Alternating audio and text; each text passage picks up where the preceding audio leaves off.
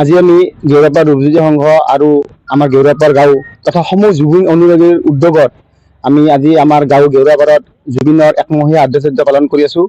আৰু এনেকুৱা আদ্যশ্ৰাদ্ধ অসমৰ বিভিন্ন প্ৰান্তত হৈ আছে। গতিকে এইটো আমাৰ ক্ষুদ্ৰ প্ৰয়াস, জুবিন গাৰ্গে যাতে ন্যায় পায় তাৰ কাৰণে আমি যথেষ্ট কষ্ট কৰি আছো।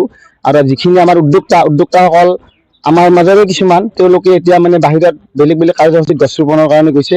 আজি জুবিনৰ 52 বছৰ বয়সত তেওঁৰ মৃত্যু হ'ল। গতিকে আমি আমাৰ পৰা 52 জোপা নাহৰ, ৰঙা চন্দন, বগা চন্দন এনেকুৱা মূল্যৱান গছ আমি বিভিন্ন অনুষ্ঠানত, যেনে আমাৰ BHB কলেজ সৰুপেটা, আমাৰ গেৰুৱাপাৰ গাঁৱৰ কীৰ্তন ঘৰ দুটা আছে, দুটা কীৰ্তন ঘৰত শংকৰদেৱ স্কুল, আমাৰ সৰুপেটা হাইস্কুল, এনেকুৱা যিখিনি অনুষ্ঠান আছে আমাৰ সৰুপেটা লেখত ল'বলগীয়া, সেইবিলাকত আমি বিভিন্ন ধৰণে এই 52 জোপা গছ পুলি ৰোপণৰ কাৰণে সিদ্ধান্ত লৈছিলোঁ।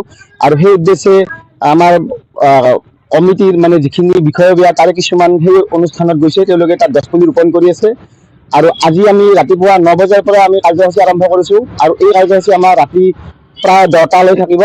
গতিকে আমি এই হিচাপতে সমূহ ৰাইজৰ উপস্থিতি ইয়াত কামনা কৰিম আৰু জুবিন গাৰ্গে যদি ন্যায় পায় তাৰ কাৰণে আমি মানে যিখিনি কৰিব পাৰোঁ আমাৰ ফালৰ পৰা আমি কৰি যাম। জয় জুবিন দা। জুবিন মোৰ নিজৰ ল'ৰা নিচিনা। জুবিন নোহোৱা হৈ বহুত দুখ পাইছোঁ। ৰাতি শুবই নোৱাৰোঁ, তাৰ ফটোৱে ভাহি আহি থাকে। ইমান ভাল ল'ৰা আছিল, ইমান এনেকুৱা হত্যা কৰিব